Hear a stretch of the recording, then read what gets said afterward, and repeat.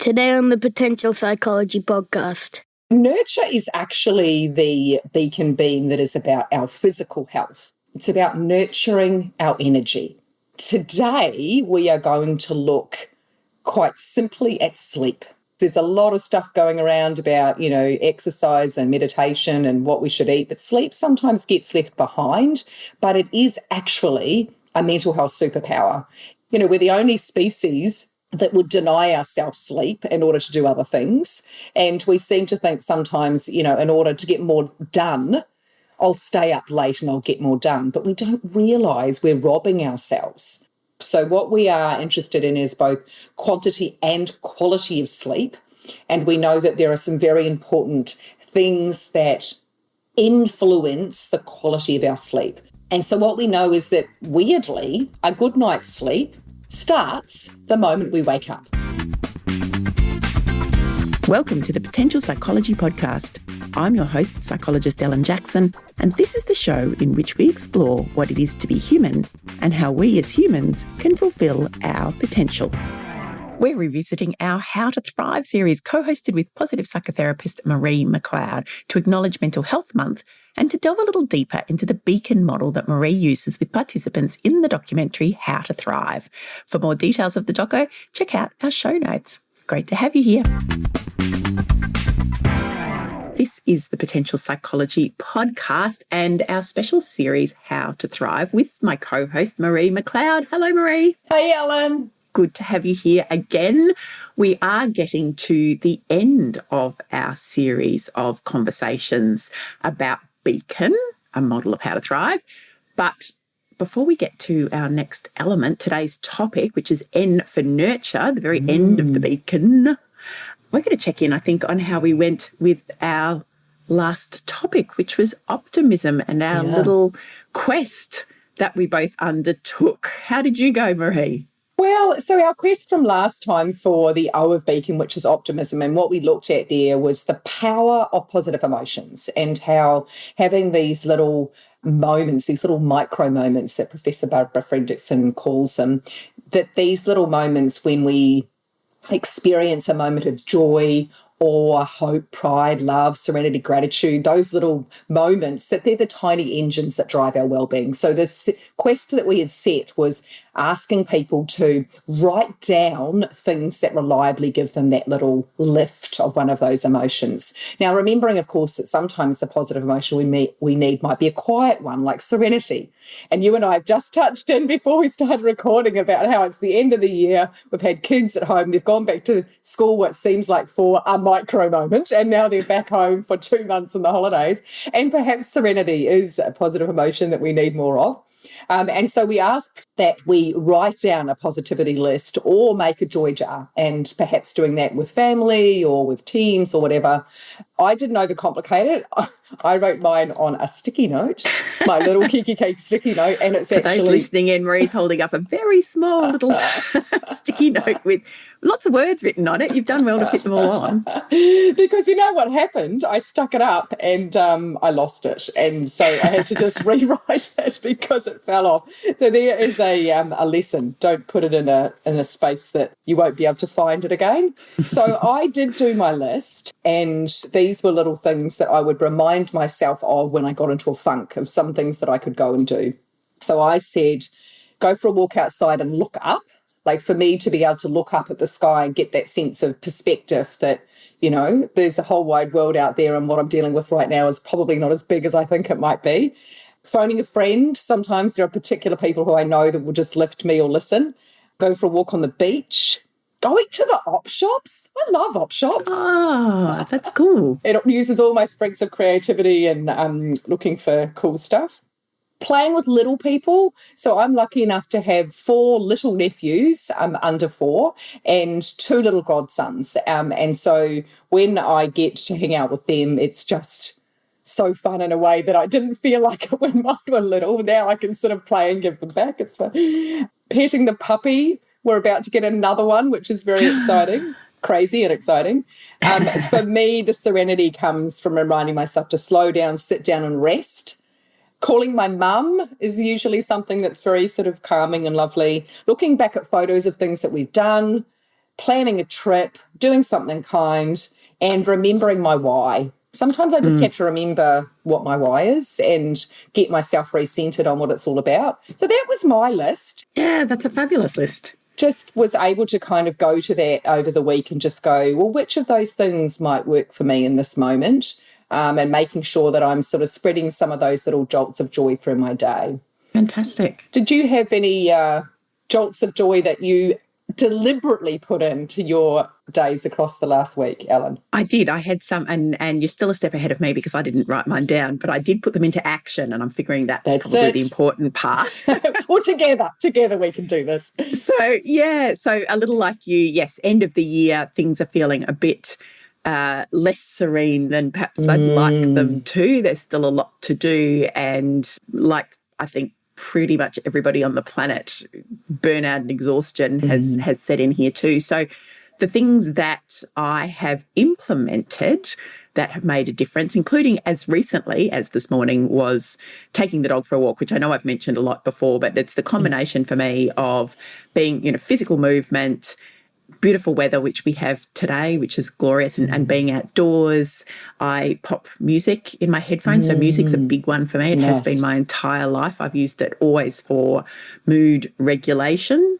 In fact, it was interesting because I got my Spotify 2020 summary. So it gave me my little, rundown on what my top tunes are. And one of the things that it talks about is or mentions is your kind of I think they call it your aura or something, but it's kind of like the mood type music that have been your go-to. And I've had two. I've had mellow was one and confident was the other. Wow. So it actually gives them these labels, so emotion labels.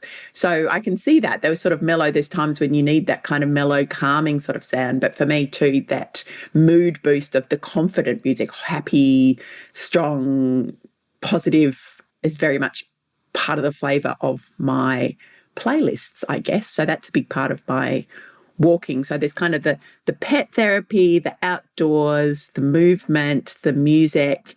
And then because I'm walking the dog, more often than not, I have random conversations with strangers because they want to pat the dog, or they say hello, or they've got a dog, or you're passing by, or they ask how old she is, or whatever it might be. So a whole lot of those little things. So that has been, including this morning when I thought I've got so many other things I ought to be doing, but I really feel I need to do this to give me my jolt of joy to get me through today. Well done. And then the other things I've been doing have been Netflix. So again, I'm watching Succession at the moment. I don't know if anybody else is watching Succession, but I'm really enjoying it, even though the characters are all terrible, terrible people. There's something, maybe it's the psychologist in me, is intrigued by these people. So I'm really enjoying that. So I'm just taking time out to, prioritising myself and having that as a bit of a kind of a distraction. And again, something that I'm enjoying doing, putting myself, in my permission zone of allowing myself to do things like that. Yes. And the other thing I did was actually last week on Friday, I had a child home from school and I, again, had a million things to do. And I said, you know what, let's jump on the train and go into Melbourne. And we spent the day doing some Christmas shopping and just enjoying, again, being out in the lovely sunshine, enjoying his company. We kept it very casual. We just caught the train in, potted about, got a few things done. For me, a sense of achievement's a big mood boost as well. So being able to tick a few Christmas gifts off the list was really satisfying. And just, spend a day having fun but being a bit chill. Oh, that's so nice. So the key things that have been, and good reminders, I think especially, and this might be important for our listeners to reflect on as well, that when things get really busy and you are feeling the pressure and the overwhelm, that they are probably the times when you do have to say, hold on, what do I need here? What's the little jolt of joy that I need? What's my micro moment of positive emotion to keep myself going and to lift myself out if I'm starting to get to that anxious or despondent place that we all get to at times. So that was me. Absolutely. Oh, well done us. We spent little moments, and it's about the choices we make, isn't it? I think it's that combination, like we spoke last week, of noticing the things that happen when they happen, that they are joyful or serene, or that we get awe or gratitude from, but also deliberately making an intention to create those. So good. Well, that's good. Well, I feel like we've able to move on from O and into the N of Beacon today. So are you ready to hear about that, Ellen? Yes, tell us what we're talking about in relation to N and nurture. So nurture is actually the beacon beam that is about our physical health. And particularly here, we know the interplay between our physical health and our mental health. And in the work that I do, there are 4 things that we focus on here: eating, moving, sleeping, and being mindful. Today, we'll obviously only focus on one of those. But I guess what I wanted to say is that the paramount piece here is about energy. It's about nurturing our energy and thinking about what are those things that can help us to sustain, maintain the energy that we need to thrive, because it's very difficult to thrive if we don't have energy. It's like a very precious resource. And so we do need to think about the things that help us to stabilise that. And it's different from day to day. You know, some days we might need a little more sleep. Some days we need to kind of move more. Some days we need sort of mindfulness. And all days we need to think about sort of, you know, what we're putting in our body. And so this, of course, isn't about thinking about diets or how we look or over-exercising or under-eating or any of those things. It's about, what does my body need? Just like a car. What does a car need in terms of to keep it running well? It needs the right fuel, and for that fuel to be sort of sustained across the journey. So I have a little bit of an acronym that I sometimes use for energy, which covers some of the main points around what we would normally cover in our fleshed out version. So reminder that we do have a full e-learning suite of Beacon that anyone might want to access at any time, and they can contact me at www.needtoseesomeone.com. And so energy, the acronym, the E says eat like a Greek, because we know that actually the Mediterranean diet and way of eating is what the research is showing is really great for maintaining our energy. The E of energy is about nurturing our gut health. Again, lots of science now about and relationship between our brain and our gut and mood. E of energy is about exercising even when you think you can't. You know, so even this morning when we both got up and we thought, I can't do it, but we did go and walk the dog and we did get out inside the sunshine. R is for relaxing your mind with the breath. Super important to, you know the times that you need to be mindful and the way that the breath is a switch for us and how we can use that. The G is about getting good sleep. The Y of energy is actually perhaps the most important thing. The Y is you do it your way. There is so much stuff in this space that's blaring at us about do this, do that, eat this, move this way, move that way, meditation, mindfulness. And we just have to be mindful consumers of all of that and come back and say, what is it that my body needs to stay energized? And so that's my sort of quick reference of thinking about energy. Today, we are going to look quite simply at sleep, because I think you and I spoke about it last time. It's possibly the poor relation of those things. There's a lot of stuff going around about, exercise and meditation and what we should eat, but sleep sometimes gets left behind, but it is actually a mental health superpower. We're the only species that would deny ourselves sleep in order to do other things. And we seem to think sometimes, in order to, you mentioned accomplishment, in order to get more done, I'll stay up late and I'll get more done. But we don't realise we're robbing ourselves. And so some of the data around this, and you'll be familiar with this as well, Ellen, that, 90 minutes of lost sleep, our focus is reduced by a third the next day. 90 minutes. So that means if I go to bed an hour and a half later, the next day, I'm a third less alert than I would have been otherwise. And 4 hours of lost sleep is as much impairment as drinking a 6-pack of beer. So those things were very astounding for me. And so I'm interested for you, Ellen, because I know this is something that you work on with clients as well in terms of why do we need to sleep? Why do we need it? Why should we be prioritising it? Because I think it's easy for us to just think it's a state of being dormant and it doesn't really have much function, but it is so much more important than that. So what's your sort of take on sleep and its power? Yeah, well, look, sleep is a big one for me. Anyone who knows me, my husband tells me that I could sleep for Australia.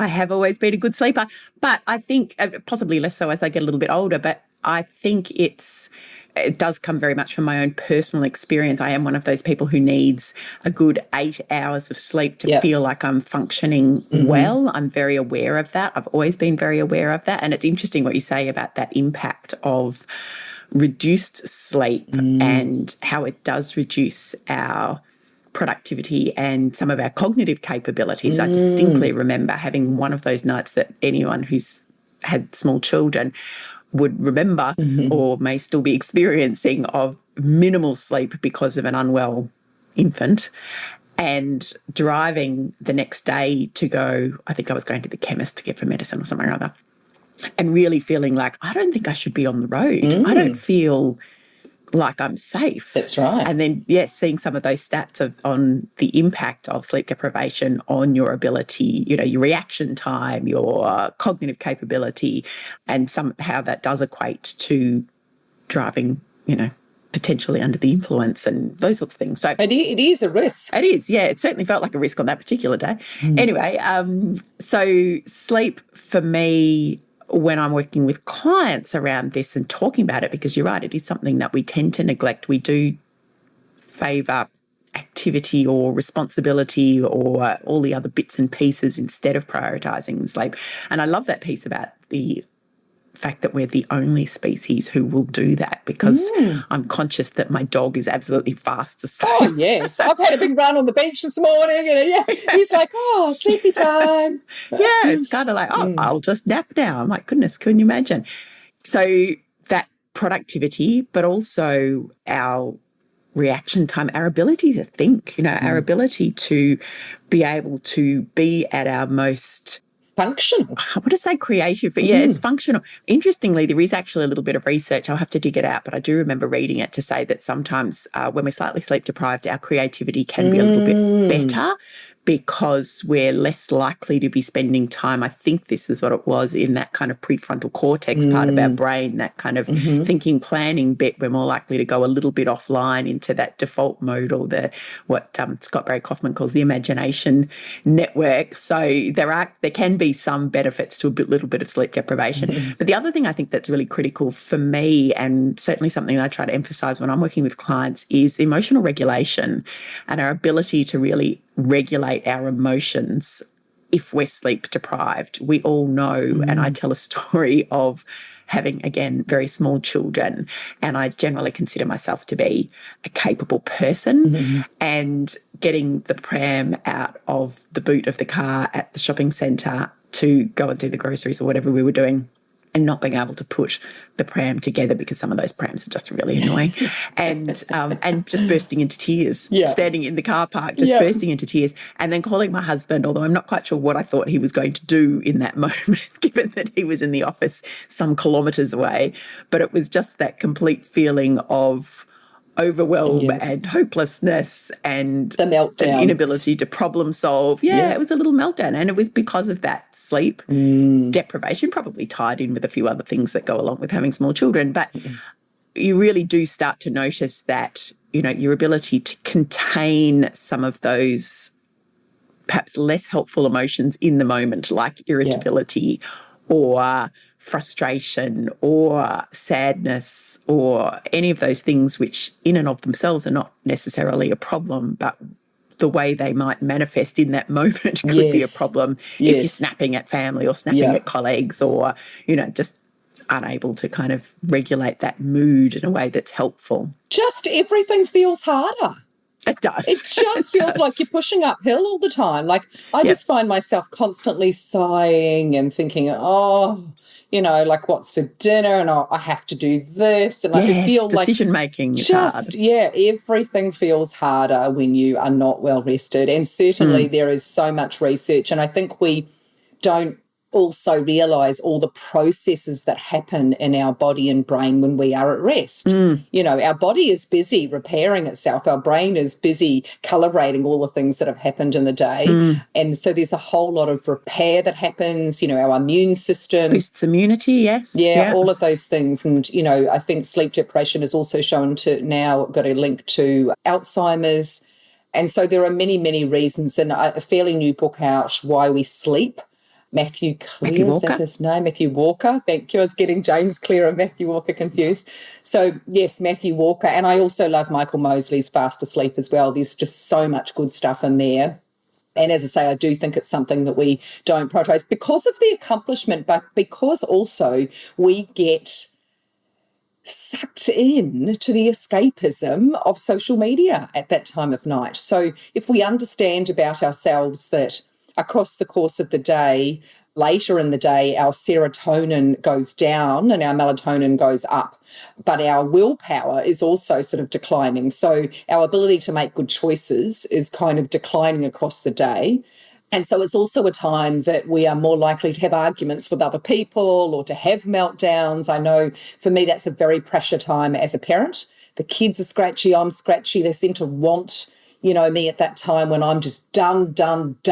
I'm like, no, like I can't do any more kind of kissing goodnights and story times and being told about this. And they get into a much more emotional state then. So I think, it's important for us to understand that as adults, we do need between 7 and 9 hours, as you say, and that children need more than that. There's some really good guidelines available from Headspace that our listeners could check out on that. But what we wanted to talk about today is, what do we do about this? Like what helps? Because oftentimes people might know that they're into sort of not very good habits and that they're so many people, and I'm not immune either, we're spending time watching TV, on Facebook, on Instagram, scrolling through things, and then we wish that we didn't do that because it is, something that's sucking us in. And we're spending precious, valuable time that we could be doing something that was more productive or sleeping so we're more productive the next day. Yeah. And so we know that those social media kind of things are very carefully gamified to release, I was going to say oxytocin then, that'd be nice, to releasing dopamine in our brains and to hold us in. They captivate us. And, our ability to kind of, as you say, regulate against those urges at that time of night isn't there. And so before we know it, we're scrolling, or we're doing, looking at work emails and things like that. And so one interesting thing that I had discovered about this is that most people have heard about blue light and, blue light isn't good for us and it stops us from being able to sleep. In fact, the blue light that emits from a phone or from an iPad or whatever is very small. It's not so much that prevents us from sleeping as the excitings, and the dopamine that we get from engagement with our devices. I don't know, Ellen, what are you like? Are you one of those good people that leaves their phone at the outside of the bedroom? I am now, yes. I'm impressed. Yes, I can feel very virtuous in this moment. I have battled with it because, again, you do feel a little disingenuous when you're talking to people about how devices aren't helpful and put them away before you go to bed, et cetera, and then you find yourself not doing that. Yes. So I have battled with it, and I've had periods where it has crept back. But I can say consistently for the last maybe 6 months, maybe more, my phone gets parked where my office is and I do not have it by my bed. And it's largely because I actually had a couple of episodes of waking during the night and picking up the phone and then losing a couple of hours down a kind of Twitter rabbit hole, which was just insane, and realising how unhelpful that was for me. And the other thing was actually not so much about getting to sleep at night, because I wasn't too bad with that. It was not getting out of bed quite quickly enough in the morning because the phone was there. So I would pick it up and I go, I'll just check what the news is saying. I'll just read this. I'll just check that.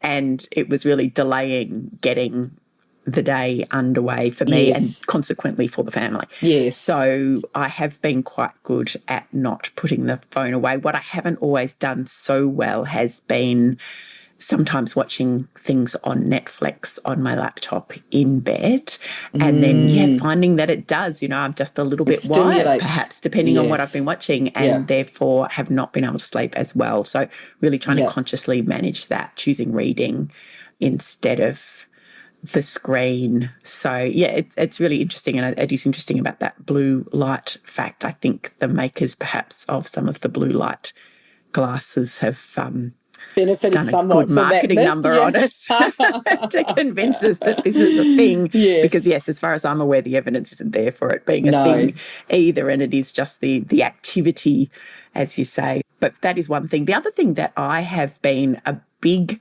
proponent of, and I know it works for me, is what I call getting all primary school about bedtime. So actually knowing, because this is where I think we can fall down sometimes, we just don't think through the number of hours perhaps we need to sleep, what time we need to get up in the morning, and therefore what time we realistically need to be in bed or, getting through that process of winding down at the end of the day. So it is very much like doing the same thing with our children.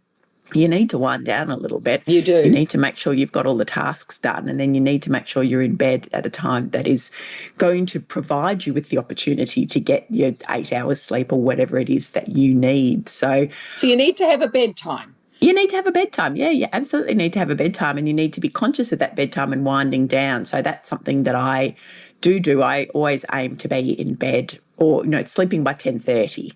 So that then allows me to kind of wake up 6:30 the next morning being well rested. So that's kind of what works for me. But then where I have got caught out has been, I sit at my desk or I might be doing something around the house that I'm suddenly conscious that it's 10:15 and I think, oops, if I've got to be in bed 10:30, then I've got an awful lot of things I still wanted to do. I might be getting school lunches ready or getting clothes ready for the next day or, putting the dog out, whatever it might be, just those series of end-of-day evening activities, boring as they are, and making sure that I'm doing that in an adequate time. So there's a lot of mindfulness around this. There's a lot of consciousness. There's a need of planning. Yeah, and that's boring and not any fun, but it's about the consequences. It would be nice. And I still have nights where I sit up and watch stuff on Netflix till 11:30, but it's rare.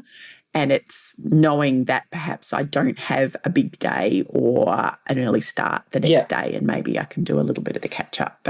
And that's the kind of what's that old saying? I'm borrowing from Peter to pay Paul or something like that. You kind of know that I'm taking time tonight that I will lose tomorrow. And literally it's an equation. It's like a budget.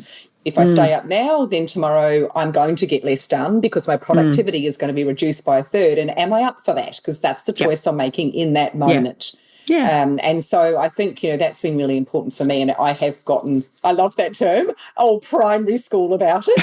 And, I did have, a friend that had an alarm set on her phone to remind her to start to wind down for bed, which I think is not a bad idea. I've actually had an alarm on my phone to kiss my daughter goodnight because even though she's 16, she still loves that.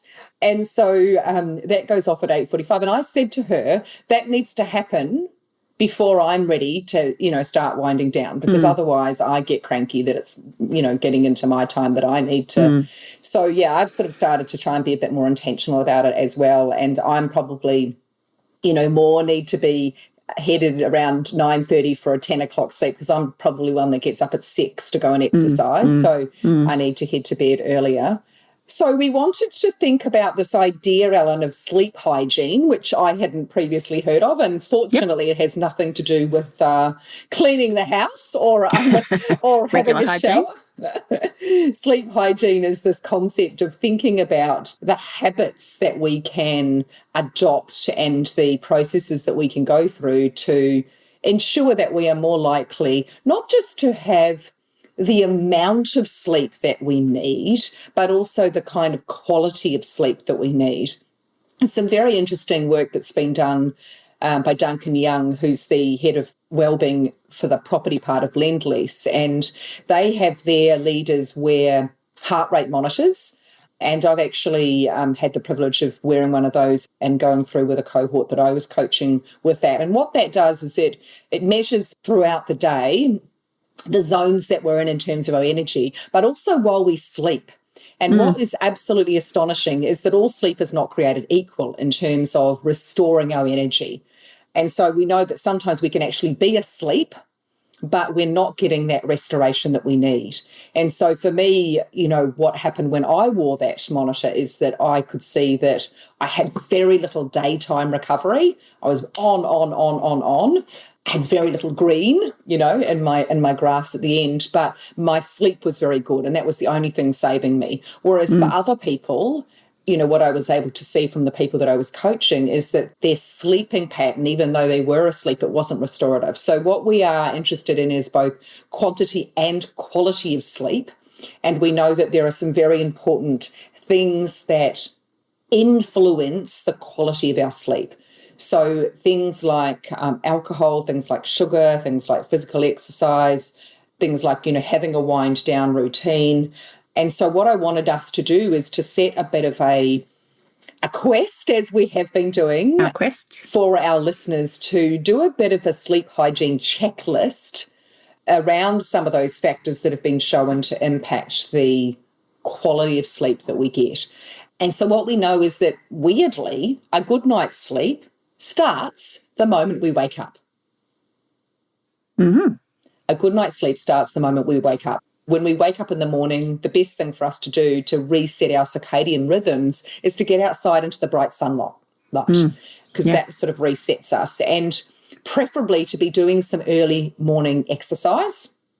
So you can hopefully combine those things like you did this morning, Ellen, out in the daylight, walking the dog, connecting with people. Although it's fair to say mine wasn't particularly early, because that is not my way. It was a 9 o'clock walk. Oh, well, it was still there. We're doing there. Grit and grace. We're forgiving ourselves for the things that are small and not and imperfect, remember. So we want to, first of all, set our sleep window, which is what you and I spoke about. So yours is kind of a 10:30 to 6:30, mine's a 10 to 6. So we're getting up at that time without pushing snooze. We're getting out into the light. We're hopefully doing some exercise. And then as we go through the day, conscious about what we eat. Preferably we are eating more in that kind of Mediterranean diet way with lots of fruits and vegetables, lots of fibre, olive oil. Good news is we can have a glass or two of red wine. I love that.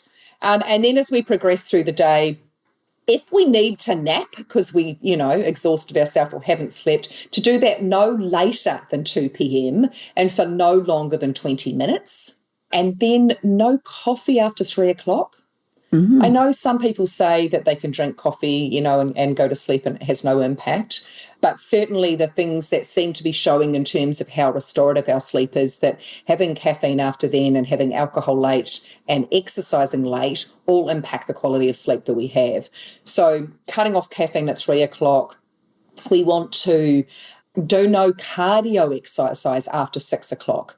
So some people go to the gym in the evening and do, really fast, hard workouts. And again, that's not a great idea. Preferably we exercise in the morning. And we know as well in terms of our well-being that we know that 20 minutes of moderate exercise lifts our mood for the next 12 hours. We don't want to sleep through that.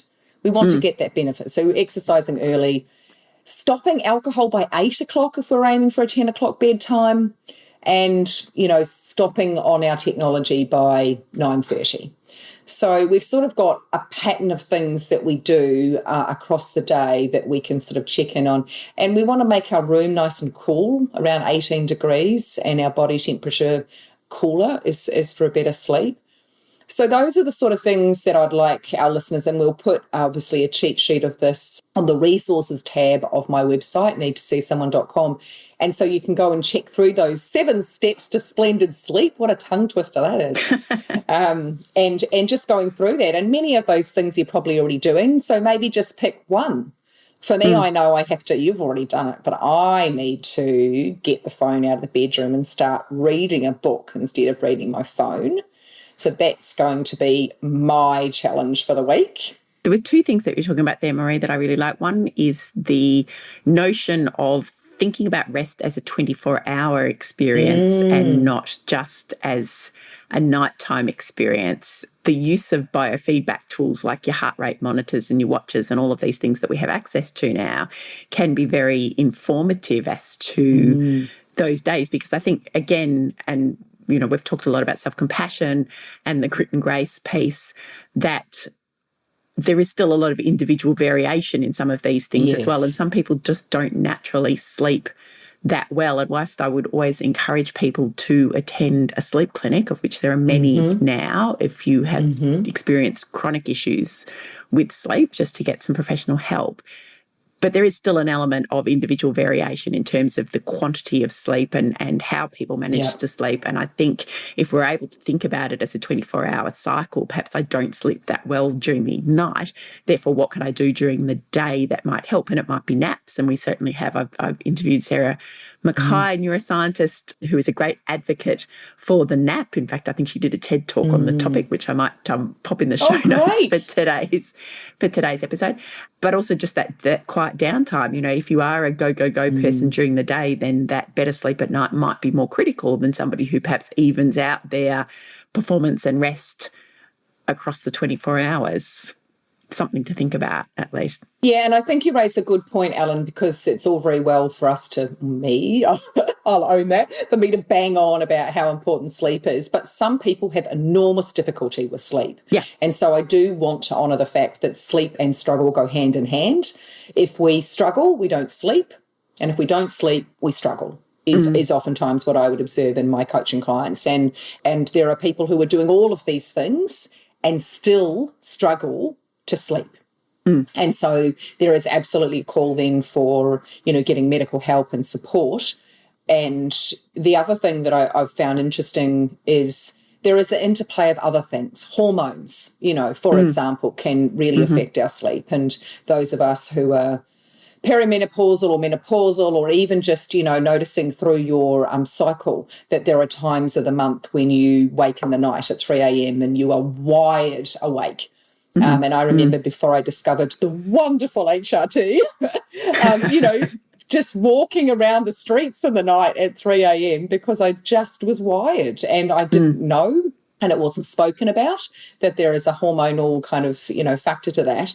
And so I know we can't talk about it much now, but I am totally an advocate of HRT, and I'd like to do a whole podcast on that because I think us women are not speaking often enough about these things. But there are other factors at play here, and I don't want to minimise for people that it can be problematic. Personally, I'm a big advocate of melatonin. And there is some good sort of research about using melatonin. Here in Australia, you need a script, and that can be very helpful for getting to sleep. The other thing that Michael Mosley's sort of talking about recently is what he calls sleep restriction therapy. And you can read more about this in his book, Fast Asleep. But he's sort of saying that if we have trouble getting to sleep or we wake in the night, that if you are not getting back to sleep within sort of, 15 to 20 minutes, that you get up and you go and you read and you go outside the room until you feel sleepy, and then you come back in. And he's saying, do not have an association with your bed that is for anything other than sex and sleeping. Actually, your whole bedroom. So your laptop and your TV and Netflix would not be allowed. You'll have to go. And so if you are finding that you can't sleep, you get up and you wait until you are really sleepy. And he says that you actually go through a process of having less sleep, so you're really, really, really tired. And, he kind of guides people through a process like that, which could be useful. And long-time listeners of the show might remember my interview with Dr. Kate Sprecher, who is a sleep expert. And we talked about that as well. And that's been something that's really stuck with me, because I've had those moments of the 3 a.m. wake up and reminding myself that I think she gave it a 20-minute window. If you can't get back to sleep within 20 minutes, then you get up and go and do something, whether that's read a book or, preferably not get on your device and end up down a Twitter rabbit hole like I have. But, do something and then try again. And she went into a lot of the mechanics of sleep and how this works with your circadian rhythms. And I think that sleep restriction idea, and she had a great term for it and it's not coming to mind, but I'll put the link in for anyone who's interested in listening to that, in terms of being able to find a way to reset some of those circadian rhythms to increase the likelihood of good sleep. So there's lots of great research out there. Yes. And you mentioned Dr. Matthew Walker's book as well, which, again, we'll put a link to for people who are keen to understand a bit more about the mechanics of sleep. I think the important thing that we want to say to listeners is that if you are not getting to sleep or you're awake in the night, kind of the worst thing you can do is panic about not sleeping. So, that is a bit kind of counterintuitive when we've fed you information about, losing 90 minutes of sleep will reduce your daytime alertness by a third, and 4 hours is like drinking a 6-pack of beer. So sorry about that, folks, but I don't want you to lie there stressing about that. Look, it is actually normal to have periods of time when we wake, and one night of that we'll get over it. The worst thing you can do is lying there anxiously, worrying about not sleeping. And so that's why I think we want an empowered response to this is a little bit of a check at the time. If it's still, 20 minutes later, you go, okay, I know what to do.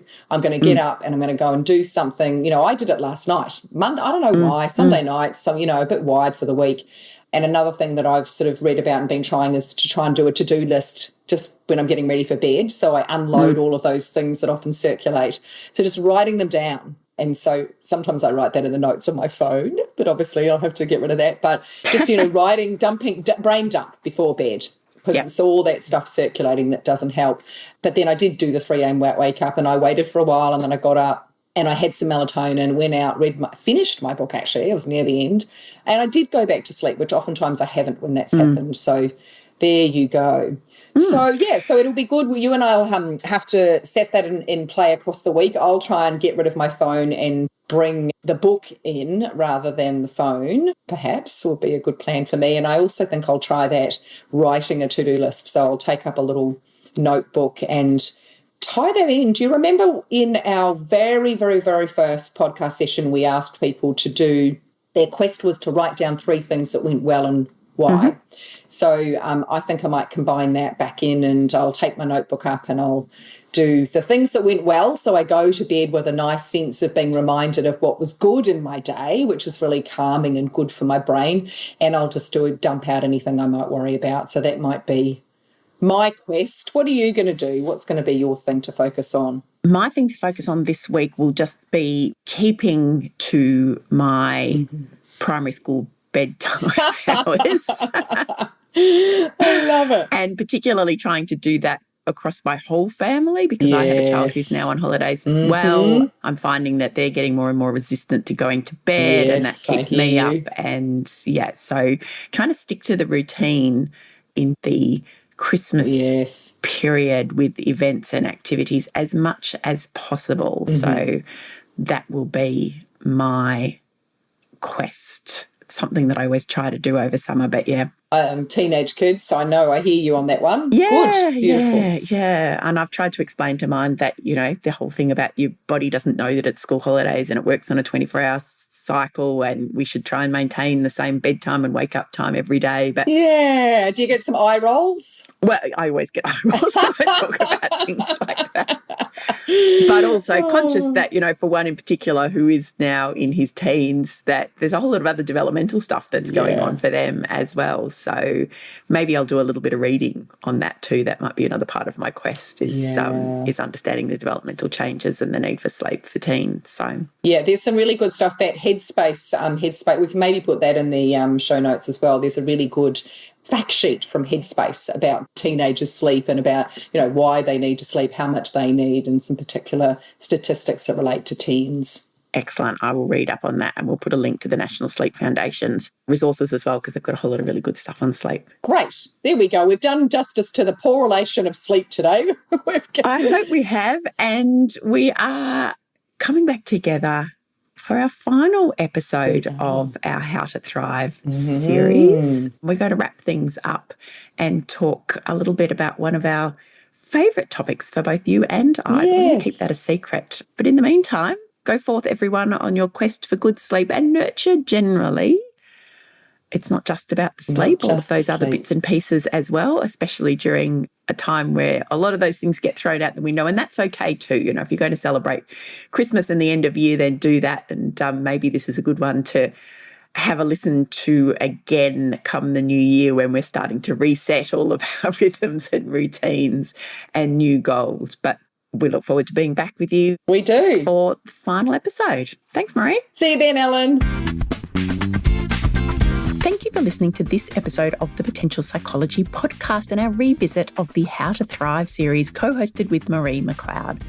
If you enjoyed this episode, please do let us know.